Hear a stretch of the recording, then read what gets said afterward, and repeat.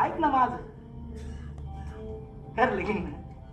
नाही पण तरी पण तिच्या बापाला टेन्शन होतं ना रे, कारण सुमनसाठी पोरगा पण शोधायचा आहे आणि लग्नात हुंडा पण द्यायचा आहे. पण तुला बोललो ना मी, माझी सुमन ना लय लकी, पहिल्यापासून लकी. तिच्या बापाला हुंडा द्यावा लागला नाही, उलट जावयानेच पैसे दिले. हा हा.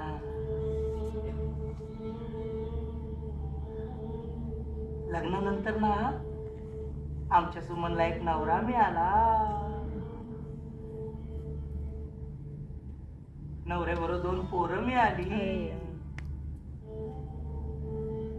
त्याच्या पहिल्या बायकोची. लग्नानंतर 6 महिन्यातच मिळाला तिचा नवरा. रोग झाला होता त्याला ना. त्याची पहिली बायको पण त्याच्यातच गेली असणार, ह्याने दिला असणार ना रोग.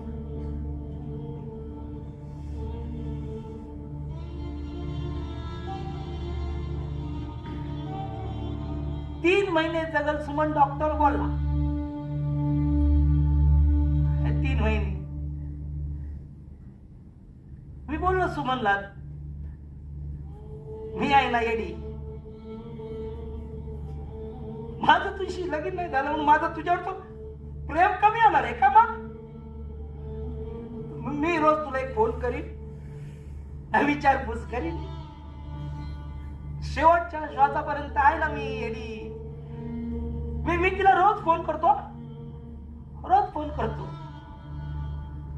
आज केला तर तू आपला फोन ठेव, फोन ठेव, फोन ठेव. मायला ना 1 नंबरचा डिस्गस्टिंग माणूस आहेस तू. भेटलायस ना 2 दिवस, सगळा इमोशनल ब्लॅकमेल करून करून मला ना हैराण केलंयस तू मायला. सुमनचं पण कसं यार आठवलं ना मला.